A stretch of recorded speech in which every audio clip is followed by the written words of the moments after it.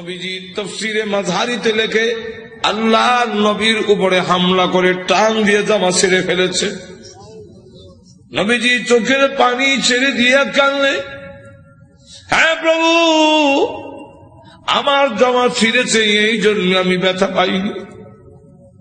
আমি কত আঘাত খাইলাম তোমার দ্বীনের জন্য, তোমার জন্য, তোমার দ্বীনের জন্য যদি আমি কষ্ট পাই, আমার তেমন কষ্ট লাগে না। ও প্রভু, আমার মেয়েকে তালাক দিয়েছে, এই জন্য দুঃখ লাগে নাই, দুঃখ লেগেছে। আমার সামনে যদি তোমাকে কেউ অবজ্ঞা করে, তোমাকে অপমান করে, আমি রাসূল কখনো বরদাস্ত করতে পারি না। ভাইরা আমার, বাস্তবিকই যাদের ভিতরে ঈমান আছে, ঈমানদার কখনো দুনিয়ার সকল কিছু বরদাস্ত করতে পারে, কিন্তু আল্লাহ নবীকে অপমান করবে, এই পৃথিবীর কোন মুমিন কখনো বরদাস্ত করবে না। এর নামই হলো ঈমান। জোরে কোন ঠিক কিনা? প্রয়োজন বোধে আল্লাহর জন্য, আল্লাহর নবীর জন্য, আল্লাহর দ্বীনের জন্য মুমিন তার জীবন উৎসর্গ করতে পারে, কিন্তু আল্লাহর অবমাননা কখনো মুমিন বরদাস্ত করতে পারে না। আমার আল্লাহর নবী, আল্লাহর মহব্বত নবীর অন্তরে বেশি না কম? আর তো দূরে কর না, সকলের চেয়ে বেশি না কম? নবীজি কাঁদেন আর বলেন, প্রভু গো, আমার সামনে কেমনে কয় তুমি আল্লাহ টাল্লাহ, এত বড় নিমক কারাম আল্লাহ আমি কেমনে বরদাস্ত করি? আল্লাহ ডাক দেওয়ার, নবী গো, আমি বানাইছি নিজের সন্তান যদি নিজের দারিদ্র্যের টান মারে, দুঃখ লাগে না? না লাগে? নিজের সন্তান যদি কিল মারে, খাবলায়, কষ্ট লাগে না? আপনার কষ্ট লাগে না, কিন্তু দেখবেন আপনার মা এই জিনিসটা বরদাস্ত করবে না।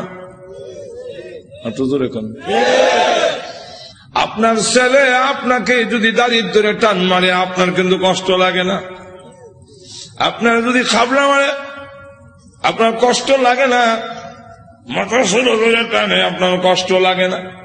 লাথি মারে, কষ্ট লাগে না? কিন্তু আপনার মা যদি দেখে, তখন বরদাস্ত করে না। দেখি তাহলে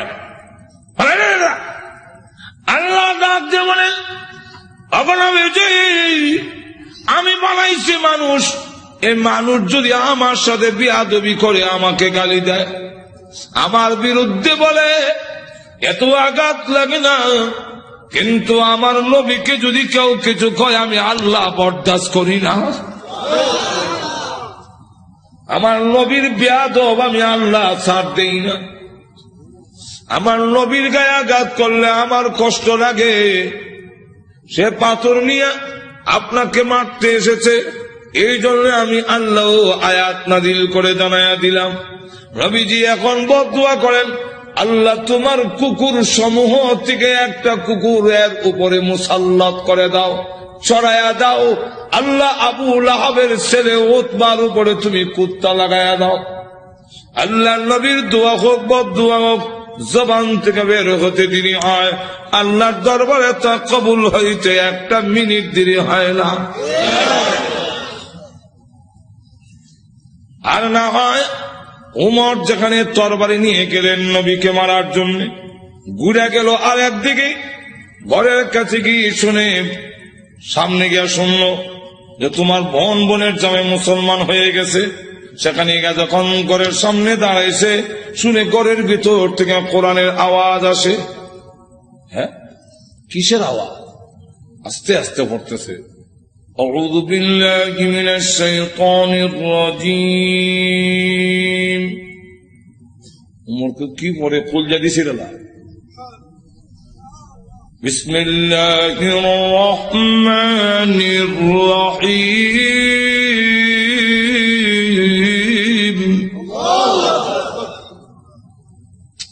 হ্যাঁ, গরকে আওয়াজ হইল না, ফাতেমা কাহা আজরাইল আইছে, দরজা খুলছে। পড়ায় যে হযরত খাব্বাব রাদিয়াল্লাহু, তিনি দরজার আড়ে লুকাইয়া গেল, আল্লাহ বোন এবং বোনের জামাইরে তো একবারে মারবে না, উমর তো আমারও 2 টুকরো করে নেব, তরবারি আতুই আছে। দরজার আড়ে লুকাইয়া খালি খতমে ইউনূস পড়ে। উমর ঢুকা তার বোন রে দিল এক থাপ্পড়, বোনের জামাইরে থাপ্পড় খাইয়া উল্টে গিয়ে বসছে। বোন বাধা দিয়ে, আমার স্বামীরে মারো কেন? দিলাম তোরা একটা। বোন যখন থাপ্পড় খাইছে, কানের পর্দা ফেটে গেছে। বোন তখন কয়, শোনো, তুমি যেমন খাত্তাবের ছেলে, আমিও খাত্তাবের মেয়ে। তুমি জানো না ইমান এমন এক জিনিস, এটার মধ্যে যত চাপ দেওয়া যায় তত এটার স্প্রিট। ইমানদার এমন এক জিনিস, এটার যত গুতা দিব অত ভালো উঠবো। গুতা দিত না, ঘুমায় থাকবো। চিড়িয়াখানা গেছে, দেখে চিড়িয়াখানা একবারটা গিয়া দেখে ফিঞ্জিরের ভিতরে রড দিয়া বাঘ তো আটকাইতেছে, দেখছেন না?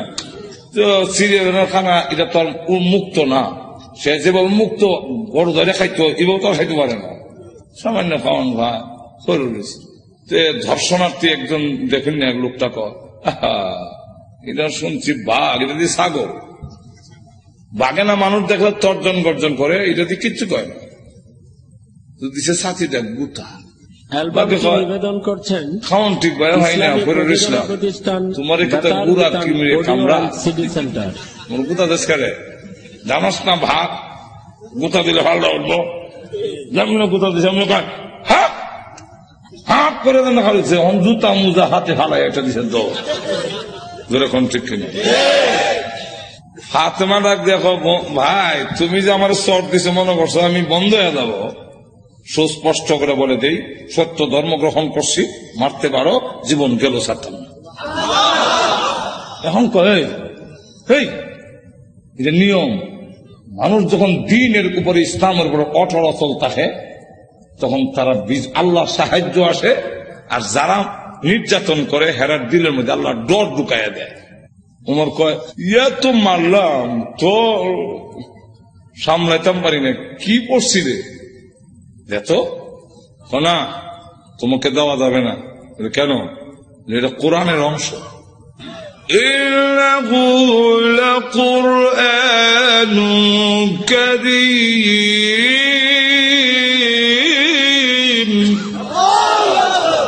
ফি কিতাবিম মাকনুন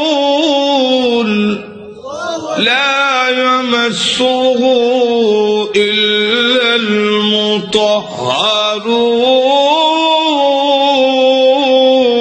المطهرون। সম্মানিত কোরআন লোহে মাহফুজে সংরক্ষিত, এটা স্পর্শ করা যায় না অপবিত্র অবস্থায়। তাহলে কি করতে হবে? বলে গোসল করে আও, কাফেররা তো মুত্তা ফানি লয় না, তুমি মুত্তা পরিষ্কার হয়ে আও দিছে। এখন করেছে কোরআন পড়ে, তাহা মা আনজালনা আলাইকাল কুরআনা লিতাশকা। করতে করতে ওই আয়াত পর্যন্ত গেছে, ইন্নানি আনাল্লাহু লা ইলাহা ইল্লা আনা ফা'বুদনি।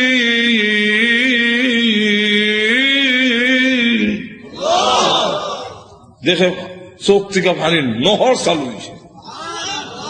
এমনি ডাক দেখা, বোন আমার মোহাম্মদের দরবারে নিয়ে আসল। তো পর্দার আড়ালে যিনি লুকাই আছিল, দরজার আড়ালে, মনে আছে তো? ঘটনা কোনটা আমার উদ্দেশ্য না, ঘটনা হলে তো এইটার মধ্যে 1 ঘন্টা দেবো। ঘটনা হওয়া উদ্দেশ্য না, উদ্দেশ্যটা হইল ওই কথাটা বুঝে পেলে গা দরজার আড়াল থেকে এমনি কয়, আর লুকাই থেকে লাভ নাই। তখন বুঝে লেছি উমর মারত না। তো সংবাদটা আমি আগে দিলাই, কারো সুসংবাদ আগে দিতে একটা মনের মধ্যে একটা আনন্দ পাওয়া যায়, তো আমি আগে দিলাই। এমনি দরজার বাইরে থেকে আড়াল থেকে বেরিয়ে কয়, হ্যাঁ মা, তাদেরকে কোরআন শরীফ আমি পড়াইছি। আচ্ছা, তো আপনাকে সুসংবাদটা দেওয়ার জন্য বেরিয়েছে, লুকাই আসলাম। কি সুসংবাদ? দারুল আরকাম, গোপন ঘাঁটি, যেখানে দিন প্রচার করা হয় লুকাই লুকাই। এখান থেকে যার নাম ছিল দারুল আরকাম। এই দারুল আরকামে গত রাত্রে আমি বিশ্ব নবীকে দোয়া করতে শুনছি। আল্লাহ রসুল বলছেন, আল্লাহুম্মা আইজ্জিল ইসলামা বি আহাদিল উমরাইন। আল্লাহ দুইটা ওমর থেকে একটা ওমর ইসলামের ভিতরে এনে ইসলামের শক্তিশালী করে দাও। একটা হলো ওমর ইবনুল খাত্তাব, আর একটা হলো ওমর ইবনে হিশাম, যার টাইটেল হলো আবু জেহেল। আগে আসলে আবুল হেকম, এরও নাম উমর, আর এই আমিরুল মুমিনিন উনার নামও উমর। আল্লাহ রসুল বলেন, এই দুইটা উমর থেকে একটা উমর আমারে দাও। আল্লাহ রাব্বুল আলামিন মনে হয় গত রাত্রের রসুলের দোয়াটা তোমার বেলায় কবুল হয়ে গেছে। কথাটা বুঝলেন তো? রসুল দোয়া করতে দেরি হয়, বোধ দোয়া হোক এরকম। তো এই অবস্থায় দোয়া যখন বোধ দোয়া হোক আর দোয়া হোক কবুল হয়ে যায়, রসুল যখন কইয়া দিলেন কুকুর সমূহ থেকে একটা কুকুর সরাইয়া দাও, এখন দেখেন কি হয়। আবু লাহাবের ছেলে উতবা, সে সিরিয়ার থেকে ব্যবসায়ী কাফেলা নিয়ে আসতেছে। রাস্তার এক জায়গার মধ্যে বিশ্রামের জন্য তাদের গমের বস্তা, খেজুরের বস্তা তুইছে। এমনি দেখে পাহাড়ের টিলার মধ্যে একটা ভাগ বৈশা, খালি মাথা ঘুরাইয়া আবু লাহাবের ছেলে উতবারে ভালো করে দেখে, যেমন বোঝা যায় গোয়েন্দা অফিসার আসামি দেখতেছে।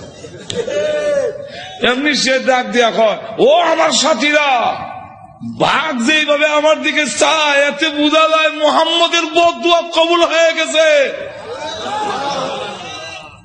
তো রসুল তো বলছিলেন কুকুর, এখন তো বাঘ, উল্টা দি না, উল্টা না, রসুল কুকুর দিয়া বাঘই বুঝাইছেন।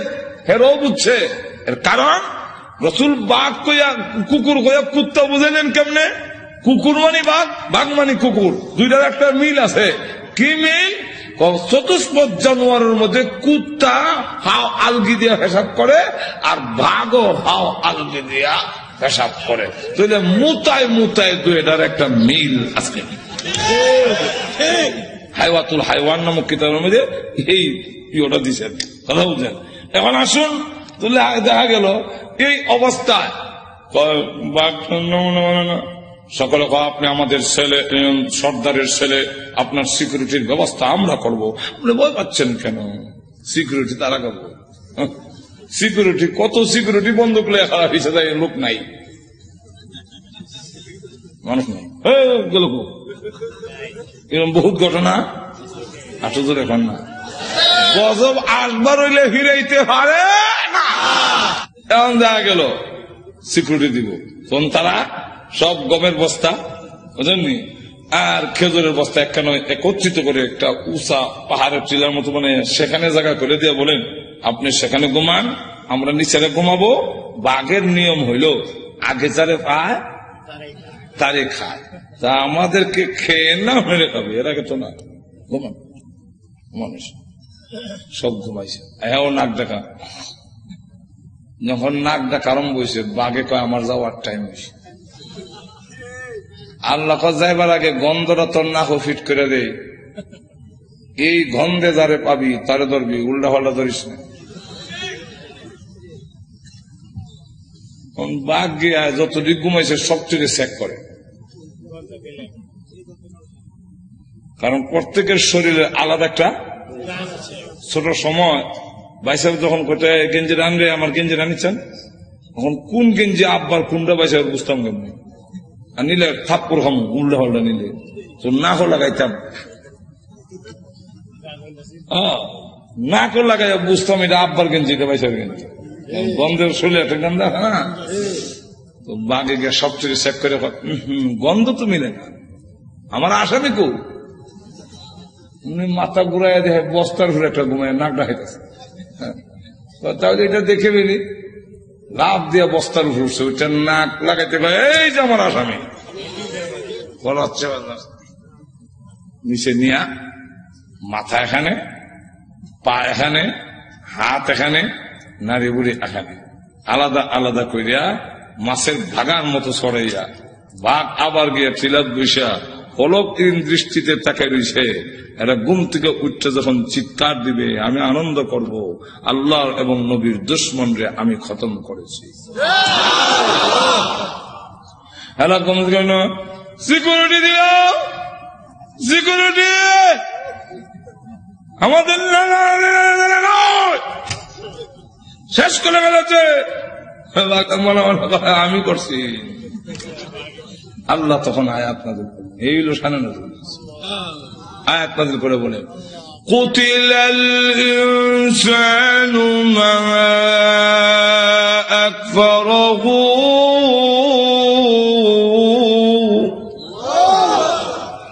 মানুষ ধ্বংস ধ্বংস হয়েছে নি, আর তো ধরে কন রক্ষা করতে পারছে।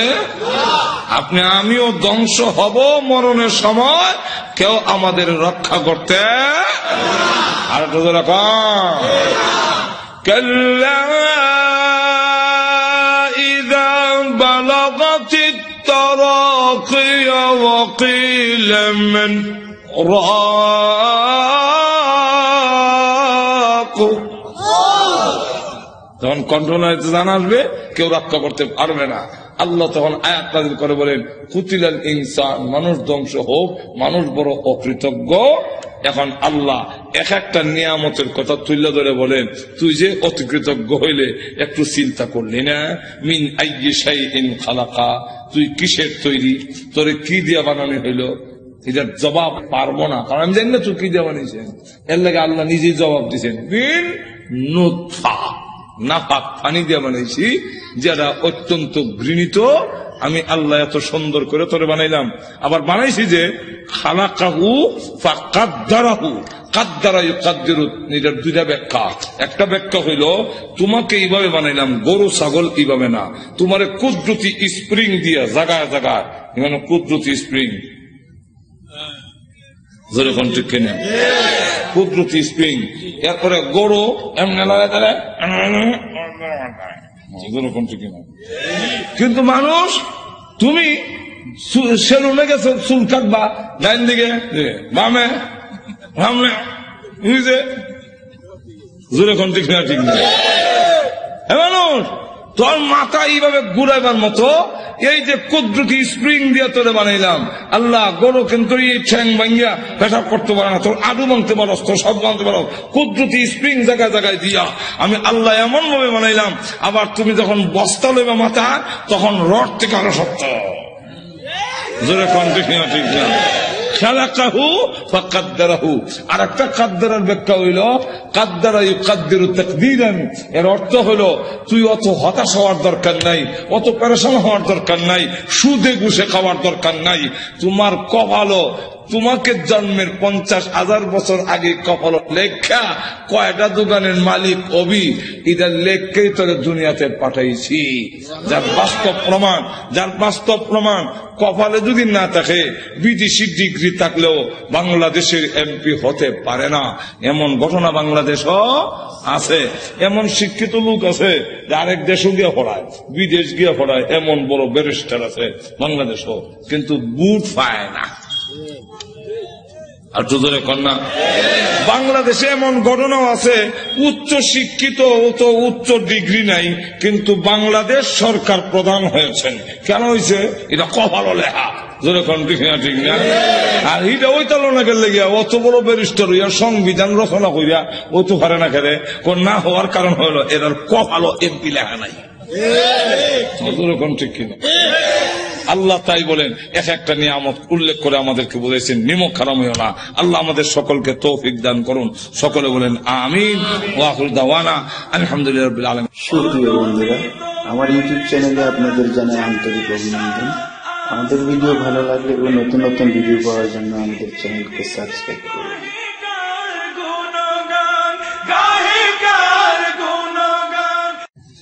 আল্লাহ রাব্বুল আলামিন যখন তার বিশ্ব নবীকে বললেন, নবীজি এবার মানুষের সামনে তুলে ধরুন লা ইলাহা ইল্লাল্লাহু মুহাম্মাদুর রাসূলুল্লাহ, আমি আল্লাহ ছাড়া কোনো মাবুদ নাই। আবুল আহাব, যে আবুল আহাবকে আল্লাহ দম দিয়েছেন, যে আবুল আহাবকে আল্লাহ রাব্বুল আলামিন মাল দিয়েছেন, সেই আবুল আহাব দুনো হাতে পাথর নিয়ে আল্লাহ নবীর সামনে এসে বলেন, ওগো মুহাম্মদ, আপনার আল্লাহ তাআলার কথা আমরা মানি না। জোরে কোন নাউযুবিল্লাহ। আপনার আল্লাহ তাআলার কথা মানি না, মানি না আমরা আল্লাহর কথা। এই কথা বলে নবীজি যখন পাথর মারতে গেল, আল্লাহ রাব্বুল আলামিন তখন ডাক দিয়ে বলেন, ওগো নবীজি, আপনার বিরুদ্ধে আসে নাই, বরং আমি আল্লাহর বিরুদ্ধে এসেছি। অত বড় নিমক কালাম আল্লাহ তার নবীর পক্ষ থেকে জবাব দিয়ে দিলেন। আর যখন আবু লাহাব বলল, তাব্বান লাকা আলিহাযা জামাতানা, তুমি ধ্বংস হও, এই কারণে কি তুমি আমাদেরকে এখানে একত্রিত করেছিলে? আল্লাহ তার জবাবে বলেন, তাব্বাত ইয়াদা আবি লাহাব, আবু লাহাবের দুনো হাত ধ্বংস হোক। একটু দূরে কর না। যেই মাত্র এই আয়াত নাযিল হয়েছে, আবু লাহাবের দুনো হাত ধ্বংস এবং ওয়াতাব্বা ধ্বংস হয়ে গিয়েছে। আবু লাহাবের মাল আওলাদ একটাও কাজে আসে নাই, কাজে আসবেও না। আল্লাহ রাব্বুল আলামিন আরো বলেন, সায়াসলা নারান যাতা লাহাবিন ওয়া ইমরাআতুহু, আল্লাহ রাব্বুল আলামিন বলেন, অচিরেই আবু লাহাব এবং আবু লাহাবের স্ত্রী দুজন শিখাময় আগুনের জাহান্নামের আগুনে প্রবেশ করবে। এই আয়াত নাযিল হওয়ার পরে প্রশ্ন হইতে পারে, আবু লাহাবের স্ত্রীর কথা উম্মে জামিলের কথা কেন আনলো? মহিলার কি দোষ? মহিলার কথা উল্লেখ করেছেন হাম্মালাতুল হাতাব। আল্লাহ রাব্বুল আলামিন বলেন, ওই মহিলাটাও কি কারণ জানেননি? হাম্মালাতুন, বহন করনেওয়ালি। হাতাবা অর্থ হইল, মুফাসসিরিনে কালাম এর সাথে দুইটা ব্যাখ্যার মিল রেখে মুফাসসিরিনে কালাম বলেন, একটা ব্যাখ্যা হইল লাকড়ি, আর একটা ব্যাখ্যা হইল সুগুল করি। ওই আবু লাহাবের স্ত্রী গড়ে গড়ে যেতে গিয়া বলে, তোমরা কারা গো? মুহাম্মদ আমাদের ভাতিজা এবং আমার বিয়াই, আমি তার সম্পর্কে ভালো করে জানি, তোমরা তার কাছে যাইও না, সে পাগল, তার কাছে তোমরা যাইবা না। আল্লাহ নবীর বিরুদ্ধে গড়ে হেঁটে হেঁটে গিয়া বলে, মুহাম্মদ পাগল, তার কাছে যাইও না। আল্লাহ নবী ডাক দিয়ে বলেন, প্রভু গো, আমার আপন চাষি এবং আমার আপন লোকগুলো যদি এইভাবে অপপ্রচার করে, আমি দাওয়াতের কাজ কেমনে করব? আল্লাহ ডাক দিয়ে, নবীজি, ভয়ের কোনো কারণ নাই, মানুষের দিলের মালিক আমি আল্লাহ। আপনার বিরুদ্ধে যারা গিয়া উস্কানি দিবে এবং বলবে পাগল, এদের দিল আমি আল্লাহ ঘুরাইয়া দিব, অটোমেটিক এরা আপনার কাছে হাজির হয়ে যাবে। ঠিকই দেখা গেল, যাদের কাছে গিয়া বলে মোহাম্মদ পাগল, মোহাম্মদ পাগল, বলে হ্যাঁ, তুই বড় বড় নেত্রী নামছে কেন? নেত্রী নামছে কেন? এতে বোঝা যায় পাগল ও ছোট পাগল না, অনেক বড় পাগল, অসাধারণ পাগল। চলো একটু পাগলটা দেখে আসি। পাগল দেখতে এসে দেখা আল্লাহ নবীর নুরানি চেহারা এত সুন্দর, খানায় কাবার সামনে দাঁড়ায় কোরআন শরীফ পড়ে, নবীজির চেহারার আলোতে কাবা ঘরের দেওয়াল আলোকিত হয়ে গেছে। না, এই সুন্দর চেহারার লোক কোনদিন পাগল হতে পারে না। আবার কি জানে পড়ে, একটু শুনি। নবীজির কোরআন তেলাওয়াত এত মধুর তেলাওয়াত, শুনি না, না এই তেলাওয়াত কোন পাগলের হইতে والشمس وضحاها والقمر إذا تلاها والنهار إذا جلاها والليل إذا يغشاها। পিছন থেকে তারা কর, এই লোক কোনদিন পাগল হতে পারে না, তিনি আল্লাহর পয়গম্বর, কালিমা পড়ে মুসলমান হয়ে গেছে। তো উম্মে জামিল সে বদনাম করে আল্লাহর নবীর বিরুদ্ধে এবং লাকড়ি এনে প্রতিবন্ধকতা সৃষ্টি করে, যখন বাধা দেয়, এই অবস্থায় আল্লাহ রাব্বুল আলামিন বলেন, আবু লাহাবের স্ত্রীও জাহান্নামের ভিতরে প্রবেশ করবে। যেই মাত্র এই আয়াত নাযিল হয়েছে, তখন আবু লাহাবের স্ত্রীও হাতের মধ্যে পাথর নিয়ে কোমর ও কাপড় বেঁধে রসুলের উপরে হামলা করার জন্য খানায় কাবার দিকে যখন ধাবিত হচ্ছে, আবু বকর সিদ্দিক বলেন, ইয়া রাসূলুল্লাহ, ওই দেখেন আপনার চাষিও বিয়াইও উম্মে জামিল হাতের মধ্যে পাথর, কোমরের মধ্যে কাপড় বান্ধা, এতে বোঝা যায় মহিলা হামলা করবে। একজন মহিলা যদি হামলা করে, ইজ্জত আর তাহে কই। অগণবীজি আবার উনি আপনার মুরব্বী, ওনার ধাক্কা দেওয়া তো যাবে না। আর মহিলা তো এমন এক জিনিস, এমন বিপজ্জনক, ধাক্কা যদি দেন ফিরে বেলে গা, বিপদটা তো আপনার উপর। আমার এমন লক্ষ্য করে দেখেন, উম্মে জামিল সে পাথর লেগে গেছে, রসুলকে মারবে, কেমন হাওয়া। আবু বকর সিদ্দিক বলেন, অসুবিধা হইতেছে না তো? আরো অসুবিধা হইতেছে, শেষ করে দিন। আমার লক্ষ্য করে দেখুন, পাথর নিয়ে আল্লাহ নবীকে মারার জন্য যখন গিয়েছে, আবু বকর সিদ্দিক রাদিয়াল্লাহু আনহু বলেন, নবী গো, আপনার চাচি এবং বিয়াই পাথর নিয়ে আসতেছে, এমন কি করি? নবীজি ডাক দিলেন, আবু বকর, চিন্তার কোনো কারণ নাই, আমি মহান আল্লাহর কোরআন পড়ব, মহান আল্লাহ আমার হেফাজত করবেন। এই বলে রাসূল আরম্ভ করে দিয়েছেন, ইয়াসিন ওয়াল কুরআনিল হাকীম।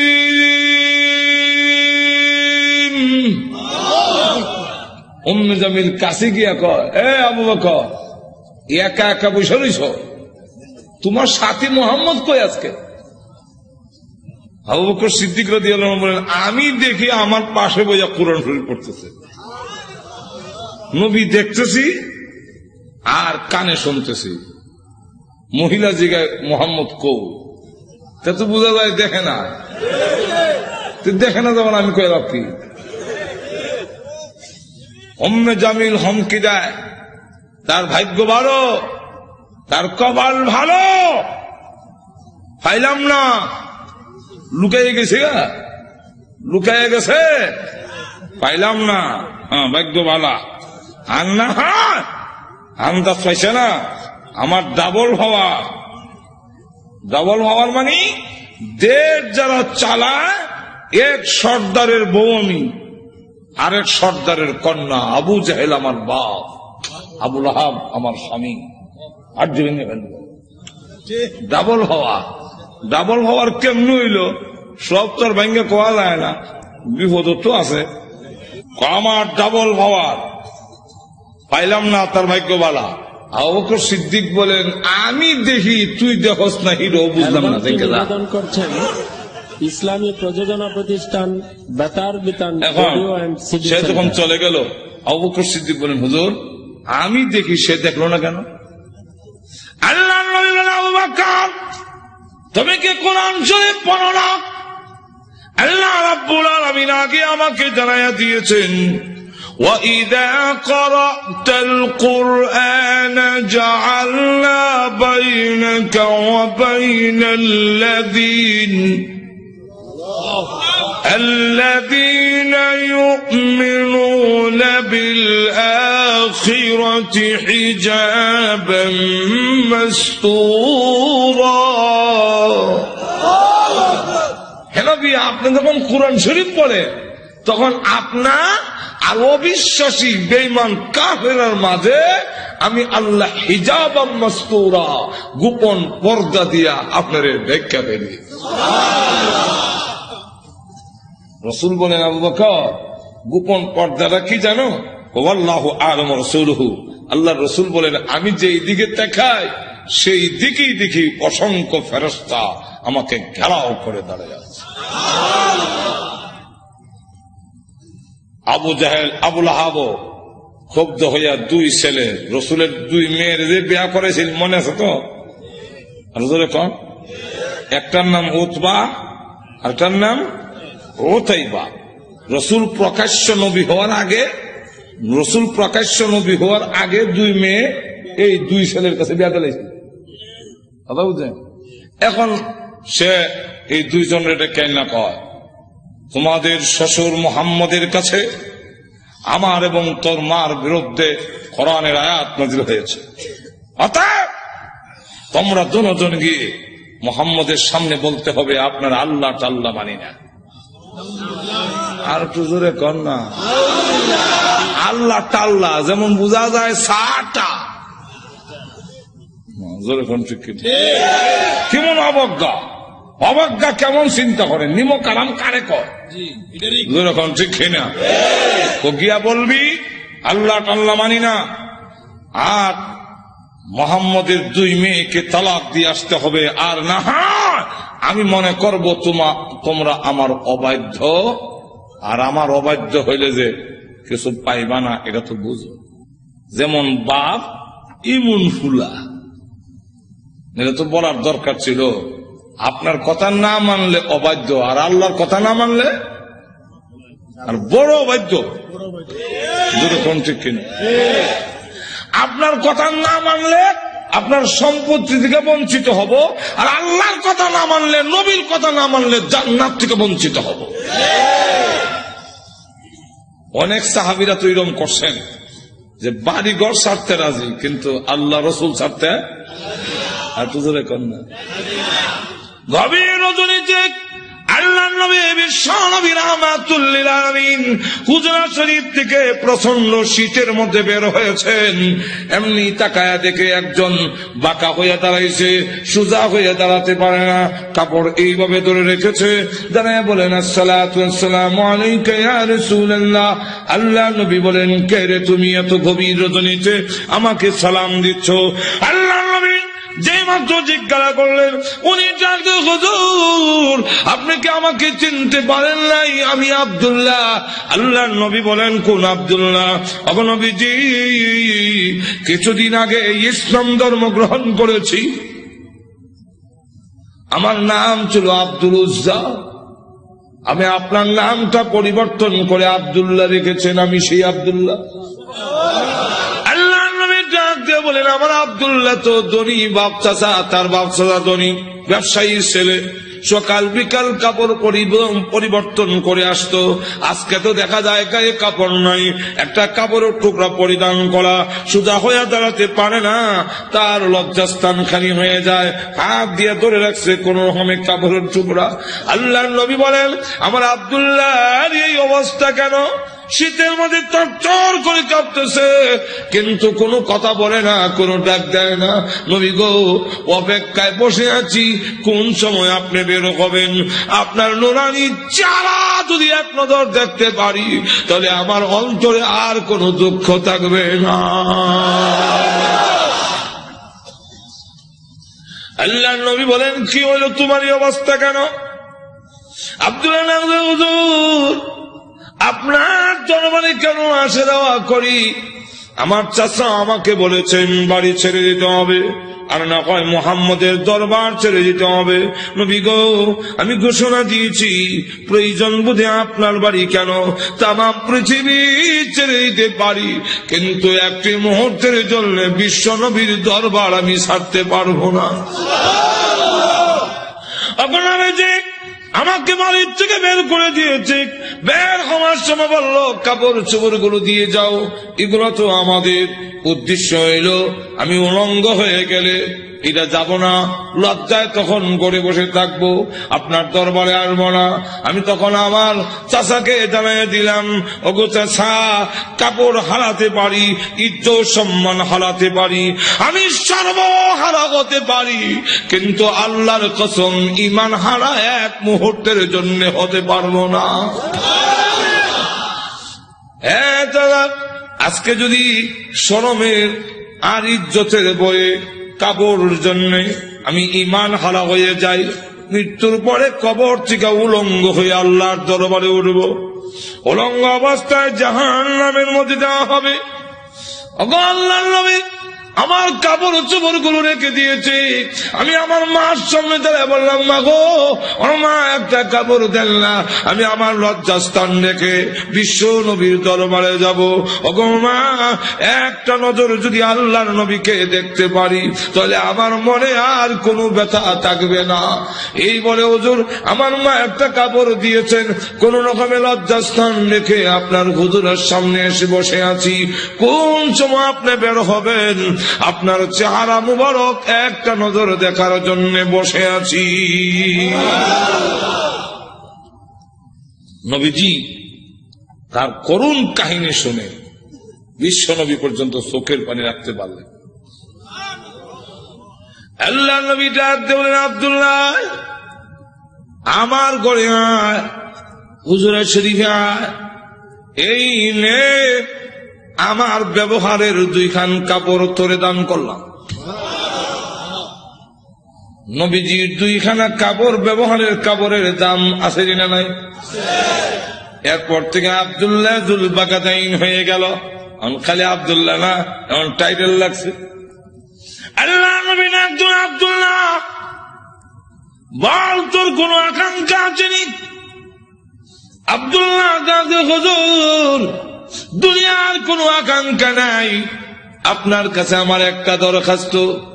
নবীজি আপনি বলেছেন শাহাদাতের মরণ হইলে মরণের কষ্ট হয় না। আপনি বলেছেন শাহাদাতের মরণ হইলে কবর গেলে মুনকার নাকির আসে না। আপনি বলেছেন শহীদ হয়ে মরলে কিয়ামতের মাঠে কোনো হিসাব কিতাব হবে না, বিনা হিসাবে জান্নাতে যাবে। তাই আমার দরখাস্ত, ওগো নবীজি আপনি আল্লাহর কাছে বলুন আমার শাহাদাতের কামনা যেন মহান আল্লাহ কবুল করে নেন। নবীজি দোয়া করে দিলেন, দোয়া রসুলের দোয়া, হাত উঠাইতে দিদি একটু ধরে কবুল হইতে। আল্লাহ নবী বিশ্ব নবী রাহমাতুল লিল আলামিন দোয়া করে দিলেন। এখন আব্দুল্লাহর জন্য দোয়া কেমন কবুল হয়ে গেছে। তবুকের যুদ্ধে গেলেন, কিন্তু তবুকের যুদ্ধটা হইল না, ফিরে আসবেন। আব্দুল্লাহ রাস্তার মধ্যে অসুস্থ হয়ে গেলেন, সেখানে তিনি ইন্তেকাল করলেন। আল্লাহ নবী ঘোষণা দিয়েছেন আল্লাহর রাস্তায় যখন মানুষ বের হয়ে যায়, রাস্তায় মারা গেল শাহাদাতের সওয়াব তাকে দেওয়া হয়। আমার আব্দুল্লাহকে গোসল দাও, কাফন পড়াও, আমি নিজে জানাজার নামাজ পড়াবো। নবীজি নিজে জানাজার নামাজ পড়াইয়া লাশ যখন কবরের দিকে নিয়ে যায়, নবীজি পিছনে পিছনে যায়, কবরের পার গেলে পড়ে ডাক দিয়ে বলেন, সাহাবীরা রে, কেউ কবরে নামবে না, আমি তার কবরে নামবো। নবীজি আব্দুল্লাহ রাদিয়াল্লাহু আনহুর কবরে নামে 2 কান হাত উপর দিকে বাড়ায় দিয়ে বলেন, রে আব্দুল্লাহ, সাহাবীরা দে লাশটা আমার হাতে দে। একটু জোরে কর না, দে আমার আব্দুল্লাহর লাশ আমার কোলে ছেড়ে দে। নবীজির কোলে ছেড়ে দিলে নবীজি এইভাবে লাশটা উপর দিকে উঠাইয়া আকাশের দিকে তাকাইয়া বলে, আল্লাহ আমি আব্দুল্লাহর প্রতি খুশি, তুমিও খুশি হয়ে যাও। আল্লাহ এখন আব্দুল্লাহর লাশটাকে আমার কুল থেকে তোমার রহমতের কোলে আমি স্থানান্তর করতে চাই। এই কথা শুনে সাহাবীরা গইরে কবর পার কান্না শুরু করেছেন। বিশেষ করে সাদ ইবনে আবি ওয়াক্কাস রাদিয়াল্লাহু আনহু ডাক দিয়ে বলে, মাটিতে গড়িয়ে কান্দে আর বলে, আব্দুল্লাহ রে, এই লাশটা তোর না হইয়া আমার যদি হতো রে, আমার ভাগ্য কত ভালো ছিল রে আব্দুল্লাহ, এই লাশ তোর না হইয়া আমার যদি হতো, যেখানে আল্লাহর নবী বলতেছেন আল্লাহ আমি খুশি, মেহেরবানি করে তুমিও আমার আব্দুল্লাহর প্রতি খুশি হয়ে যাও। ভাই আমার লক্ষ্য করে দেখুন, এইভাবে অনেক ঘটনা সারা রাত বললেও তো শেষ হবে না। এইভাবে বাড়ি ঘর ছেড়ে দিয়েছেন আল্লাহর দ্বীনের জন্য, ইসলামের জন্য, আল্লাহ নবীর জন্য। কিন্তু আবু লাহাবের ছেলে যেমন বাবা তেমন ছেলে উতবা আল্লাহ নবীর সামনে গিয়ে বলে, ওগো মুহাম্মদ, আপনারা আল্লাহ টাল্লাহ এগুলো আমরা মানি না। আর তো জোরে কর না। আর নবীজির সামনে দাঁড়ায় বলে, আপনার 2 মেয়েকে তালাক দিলাম। নবীজির তাফসীরে মাযহারিতে লেখে, আল্লাহর নবীর উপরে হামলা করে টান দিয়ে জামা ছেড়ে ফেলেছে। নবীজি চোখের পানি ছেড়ে দিয়ে কাঁদলে, হ্যাঁ প্রভু, আমার জামা ছিঁড়েছে, এই জন্য আমি ব্যথা পাইনি। আমি কত আঘাত খাইলাম তোমার দ্বীনের জন্য, তোমার জন্য তোমার দ্বীনের জন্য যদি আমি কষ্ট পাই, আমার তেমন কষ্ট লাগে না। ও প্রভু, আমার মেয়েকে তালাক দিয়েছে, এই জন্য দুঃখ লাগে নাই, দুঃখ লেগেছে। আমার সামনে যদি তোমাকে কেউ অবজ্ঞা করে, তোমাকে অপমান করে, আমি রসুল কখনো বরদাস্ত করতে পারি না। ভাইরা আমার, বাস্তবিকই যাদের ভিতরে ঈমান আছে, ঈমানদার কখনো দুনিয়ার সকল কিছু বরদাস্ত করতে পারে, কিন্তু আল্লাহ নবীকে অপমান করবে, এই পৃথিবীর কোন মুমিন কখনো বরদাস্ত করবে না। এর নামই হলো ঈমান। জোরে কোন ঠিক কিনা?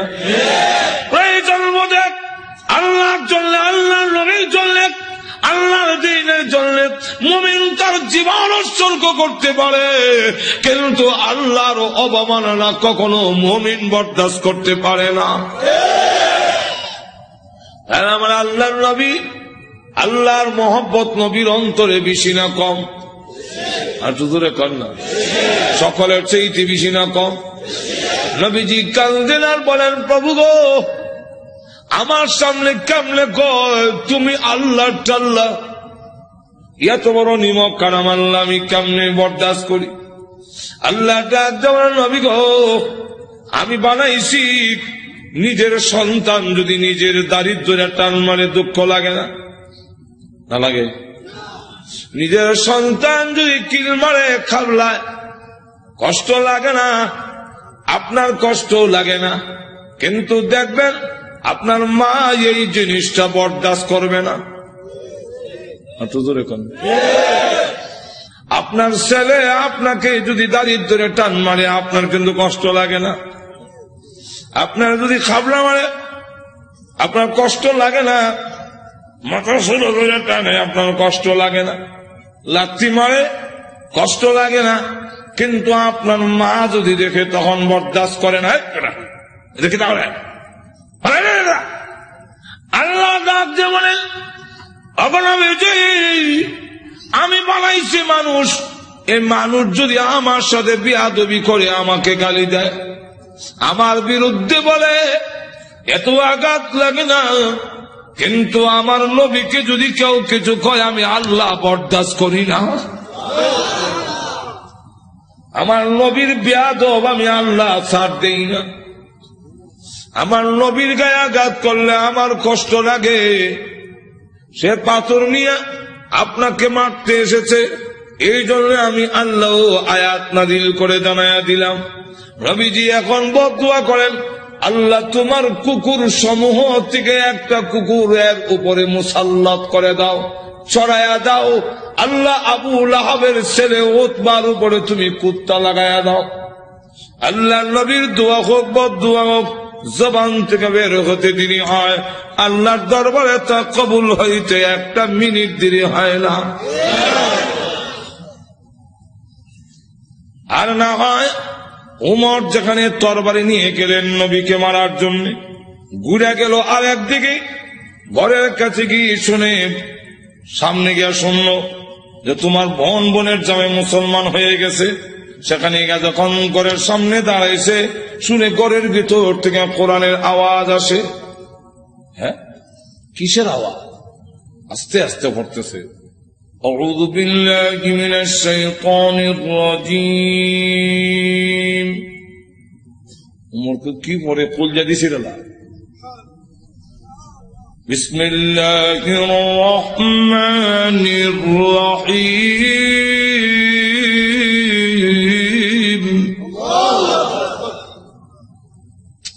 হ্যাঁ, গরকে আওয়াজ না ফাতেমা কাহা আজরাইল এসে দরজা খুলছে। আর ফরায় যে হযরত খাব্বাব রাদিয়াল্লাহু, তিনি দরজার আড়ে লুকাইয়া গিয়া আল্লাহ লা ইলাহা ইল্লা সুবহানাকা ইন্নী। বোন এবং বোনের জামাইরে তো একবারে মারবে না। উমর তো আমারও দুই টুকরা করল, তরবারি আতই আছে। দরজার আড়ে লুকাইয়া খালি খতমে ইউনূস পড়ে। উমর ঢুকা তার বোন রে দিল এক থাপ্পড়, বোনের জামাইরে থাপ্পড় খাইয়া উল্টে গিয়ে বসছে। বোন বাধা দিয়ে আমার স্বামীরে মারো কেন? দিলাম তোরা একটা বোন যখন তাপুর খাইছে, কানের পর্দা ফেটে গেছে, বোন তখন কয়, শোনো, তুমি যেমন খাত্তাবের ছেলে, আমিও খাত্তাবের মেয়ে। তুমি জানো না ইমান এমন এক জিনিস, এটার মধ্যে যত চাপ দেওয়া যায় অত এটার স্প্রে। ইমানদার এমন এক জিনিস, যেটা যত গুতা দিব অত ভালো উঠবো। গুতা দিত না, ঘুমায় থাকবো। চিড়িয়াখানা গেছে, দেখে চিড়িয়াখানা এক বেটা গিয়া দেখে ফিঞ্জিরের ভিতরে রড দিয়া বাঘ তো আটকাইতেছে, দেখছেন না? তো চিড়িয়াখানার খানা এটা তো মুক্ত না, সে যেভাবে মুক্ত বড় ধরে খাইতো এভাবে তো খাইতে পারে না, সামান্য খাওয়ান ভাই করে রয়েছে। ধর্ষণার্থী একজন দেখেন না, এক লোকটা কয়, এটা শুনছি বাঘ, এটা দিয়ে ছাগল। বাঘে না মানুষ দেখলে তর্জন গর্জন করে, এটা দিয়ে কিচ্ছু করে না, দিছে সাথী দেখ গুতা।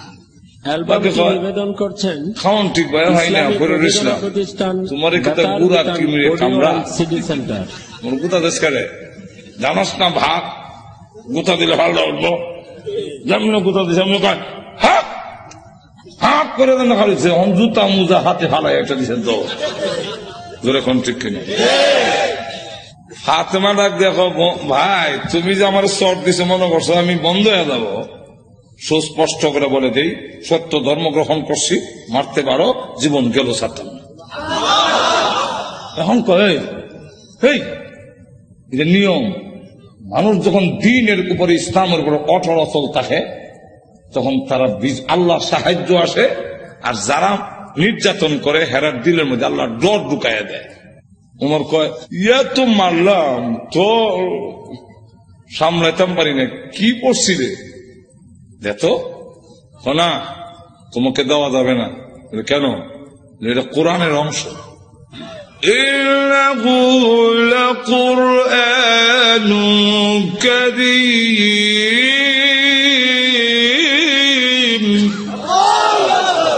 ফি কিতাবিম মাকনুন লা ইয়ামাসসুহু ইল্লা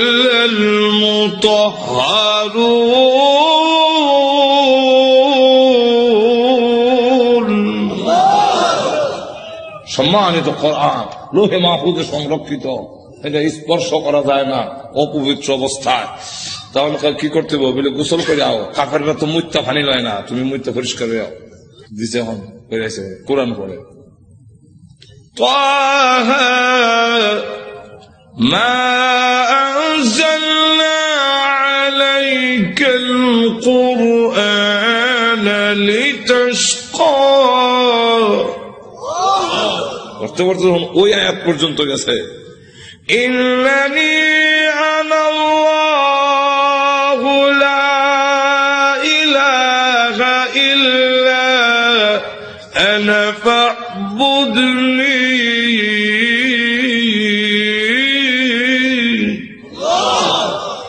দেখে চোখ থেকে ভারী নহর চালু হয়েছে।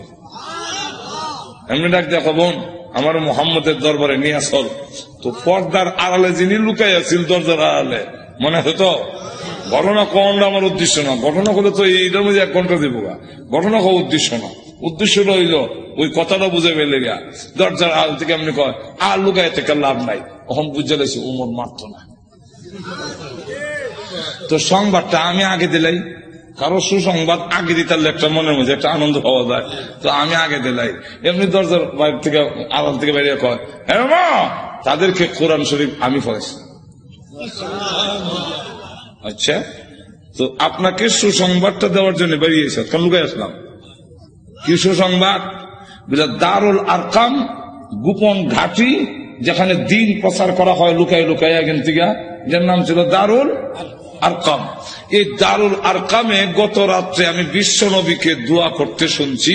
আল্লাহ রসুল বলছেন, আল্লাহুম্মা আইজ্জিল ইসলামা বি আহাদিল উমরাইন আল্লাহ দুইটা ওমর থেকে একটা ওমর ইসলামের ভিতরে এনে ইসলামের শক্তিশালী করে দাও। একটা হলো ওমর ইবনুল খাত্তাব, আর একটা হলো ওমর ইবনে হিশাম, যার টাইটেল হলো আবু জেহেল। আগে আসলে আবুল হেকম, এরও নাম উমর, আর আমিরুল মুমিনিন উনার নামও উমর। আল্লাহ রসুল বলেন এই দুইটা উমর থেকে একটা উমর আমারে দাও। আল্লাহ রাব্বুল আলামিন মনে হয় গত রাত্রের রসুলের দোয়াটা তোমার বেলায় কবুল হয়ে গেছে। কথাটা বুঝলেন তো? রসুল দোয়া করতে দেরি হয়, বোধ দোয়া হোক এরকম। তো এই অবস্থায় দোয়া যখন বোধ দোয়া হোক আর দোয়া হোক কবুল হয়ে যায়, রসুল যখন কইয়া দিলেন কুকুর সমূহ থেকে একটা কুকুর সরাইয়া দাও, এখন দেখেন কি হয়। আবুল আহাবের ছেলে উতবা, সে সিরিয়ার থেকে ব্যবসায়ী কাফেলা নিয়ে আসতেছে। রাস্তার এক জায়গার মধ্যে বিশ্রামের জন্য তাদের গমের বস্তা, খেজুরের বস্তা তৈছে। এমনি দেখে পাহাড়ের টিলার মধ্যে একটা ভাগ বৈশা, খালি মাথা ঘুরাইয়া আবু লাহাবের ছেলে উতবারে ভালো করে দেখে, যেমন বোঝা যায় গোয়েন্দা অফিসার আসামি দেখতেছে। এমনি সে ডাক দিয়া কয়, ও আমার সাথীরা, বাঘ যেইভাবে আমার দিকে চায় এতে বোঝা যায় মুহাম্মদের বদদুয়া কবুল হয়ে গেছে।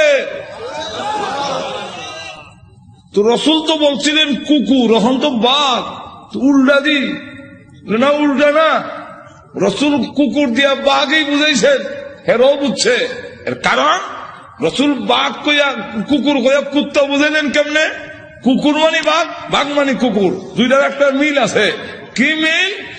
চতুষ্পদ জানোয়ারের মধ্যে কুত্তা হাও আলগি দিয়া হিসাব করে, আর বাঘও হাও আলগি দিয়া হিসাব করে। তাহলে মুতায় মুতায় দুইটার একটা মিল আছে। হাইওয়াতুল হাইওয়ান নামক কিতাবের মধ্যে এই ইয়েটা দিচ্ছেন, কথা বুঝলেন? এখন আসুন, তাহলে দেখা গেল এই অবস্থায় সকলে আপনি আমাদের ছেলে, সর্দারের ছেলে, আপনার সিকিউরিটির ব্যবস্থা আমরা করবো। আপনি ভয় পাচ্ছেন কেন? সিকিউরিটি তারা করবো। সিকিউরিটি কত সিকিউরিটি বন্ধ করলে খারাপ হিসেবে দেয়, লোক নাই, মানুষ নাই, গেল এরকম বহুত ঘটনা। আসলে এখন না, গজব আসবার হইলে ফিরাইতে পারে না। এখন দেখা গেল সিকিউরিটি দিব, তখন তারা সব গমের বস্তা বুঝলেননি আর খেজুরের বস্তা একখানে একত্রিত করে একটা উঁচা পাহাড়ের টিলার মতো মানে সেখানে জায়গা করে দিয়ে বলেন আপনি সেখানে ঘুমান, আমরা নিচেরে ঘুমাবো। বাঘের নিয়ম হইল আগে যারে পায় তারে খায়, তা আমাদেরকে খেয়ে না মেরে খাবে, এর আগে তো না। ঘুমান মানুষ সব ঘুমাইছে, হ্যাঁ ও নাক দেখা। যখন নাক ডাকা আরম্ভ হয়েছে, বাঘে কয় আমার যাওয়ার টাইম হয়েছে। আল্লাহ যাইবার আগে গন্ধটা তোর নাক ফিট করে দেয়, এই গন্ধে যারে পাবি তারে ধরবি, উল্টা পাল্টা ধরিস না। বাঘ গিয়া যতটুকু ঘুমাইছে সবচেয়ে চেক করে, কারণ প্রত্যেকের শরীরে আলাদা একটা ছোট সময়। ভাইসাহেব যখন কোথায় গেঞ্জি রানবে, আমার গেঞ্জি রানিচ্ছেন, তখন কোন গেঞ্জি আব্বার কোনটা ভাইসাহেব বুঝতাম কেন, আর নিলে থাপ্পড় খাম উল্টা পাল্টা নিলে না হো লাগাইতাম, না কো লাগাই বুঝতাম এটা আব্বার গেঞ্জি, এটা ভাইসাহেব গেঞ্জি। গন্ধের শরীরে একটা গন্ধ, হ্যাঁ তো বাঘে গিয়ে সবচেয়ে চেক করে গন্ধ তো মিলে না, আমার আসামি কো মাথা ঘুরাইয়া দেখে বস্তার ঘুরে একটা ঘুমায় নাক ডাকাইতেছে। তাহলে এটা দেখে ফেলি, লাভ দিয়ে বস্তার উপর উঠছে, ওইটা নাক লাগাইতে এই যে আমার আসামি বলা হচ্ছে। নিচে নিয়া মাথা এখানে, পা এখানে, হাত এখানে, নারী বুড়ি এখানে, আলাদা আলাদা করিয়া মাছের ভাগার মতো সরাইয়া বাঘ আবার গিয়া চিলাত বসিয়া পলক দৃষ্টিতে তাকে রয়েছে। এরা ঘুম থেকে উঠতে যখন চিৎকার দিবে, আমি আনন্দ করব, আল্লাহ এবং নবীর দুশ্মনরে আমি খতম করেছি। এরা ঘুম থেকে সিকিউরিটি দিল, সিকিউরিটি আমাদের শেষ করে ফেলেছে, আমি করছি। আল্লাহ তখন আয়াত নাযিল করলেন, এই হলো শানে নজরুল, আয়াত নাযিল করে বলে قتل الإنسان ما أكفره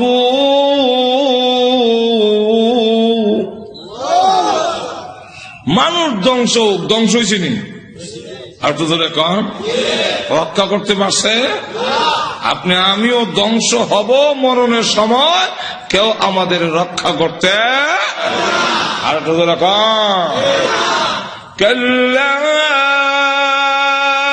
ইযা বালাগাতিত তারাকিয়া ওয়া কিলা মান রাক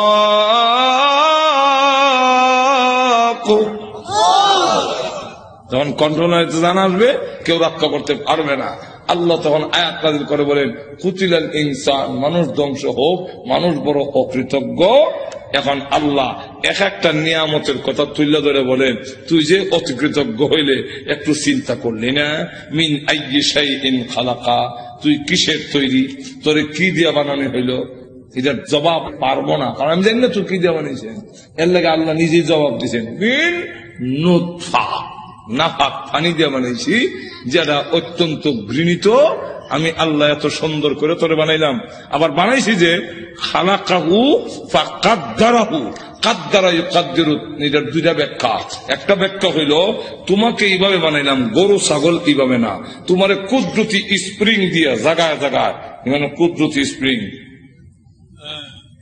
যেরকম ঠিক কিনা কুদরতি স্প্রিং এরপরে গরু এমনি লড়াই যেরকম ঠিক কিনা কিন্তু মানুষ তুমি সেলুনে গেছো চুল কাটবা ডাইন দিকে বামে বামে বুঝছে যেরকম ঠিক না ঠিক না মানুষ তোর মাথা এইভাবে ঘুরাইবার মতো এই যে কুদরতি স্প্রিং দিয়ে তোরে বানাইলাম আল্লাহ গরু কিন্তু এই ঠ্যাং ভাঙ্গিয়া পেশাব করতে পারে না তোর আডু ভাঙতে পারো তোর সব ভাঙতে পারো কুদরতি স্প্রিং জায়গায় জায়গায় দিয়া আমি আল্লাহ এমন ভাবে বানাইলাম আবার তুমি যখন বস্তা লইবা মাথা তখন রড থেকে আরো শক্ত জোরে কন্টিক না ঠিক না খালাকাহু ফাকাদ্দারাহু আর একটা কাদ্দারার ব্যাখ্যা হইল কাদ্দারা ইউকাদ্দিরু তাকদীরান এর অর্থ হলো তুই অত হতাশ হওয়ার দরকার নাই অত পেরেশান হওয়ার দরকার নাই সুদে ঘুষে খাওয়ার দরকার নাই তোমার কপালও তোমাকে জন্মের 50,000 বছর আগে কপাল লেখা কয়টা দোকানের মালিক অবি এটার লেখকেই তোরে দুনিয়াতে পাঠাইছি যার বাস্তব প্রমাণ কপালে যদি না থাকে বিদেশি ডিগ্রি থাকলেও বাংলাদেশের এমপি হতে পারে না এমন ঘটনা বাংলাদেশও আছে এমন শিক্ষিত লোক আছে যে আরেক দেশও গিয়ে পড়ায় বিদেশ গিয়ে পড়ায় এমন বড় ব্যারিস্টার আছে বাংলাদেশও কিন্তু বুট পায় না আর দুজনে কন্যা বাংলাদেশে এমন ঘটনাও আছে উচ্চ শিক্ষিত তো উচ্চ ডিগ্রি নাই কিন্তু বাংলাদেশ সরকার প্রধান হয়েছেন কেন হয়েছে এটা কপালও লেখা যেরকম ঠিক না ঠিক না আর এটা ওই তালনাকে লেগে অত বড় ব্যারিস্টার হইয়া সংবিধান রচনা করিয়া ও তো পারে না খেলে না হওয়ার কারণ হইল এর কপালও এমপি লেখা নাই যেরকম ঠিক কিনা আল্লাহ তাই বলেন এক একটা নিয়ামত উল্লেখ করে আমাদেরকে বলেছেন নিমক হারাম হইও না আল্লাহ আমাদের সকলকে তৌফিক দান করুন সকলে বলেন আমিন ওয়া আখিরু দাওয়ানা আলহামদুলিল্লাহি রাব্বিল আলামিন সুপ্রিয় বন্ধুরা আমার ইউটিউব চ্যানেলে আপনাদের জানাই আন্তরিক অভিনন্দন আমাদের ভিডিও ভালো লাগলে ও নতুন নতুন ভিডিও পাওয়ার জন্য আমাদের চ্যানেলকে সাবস্ক্রাইব করুন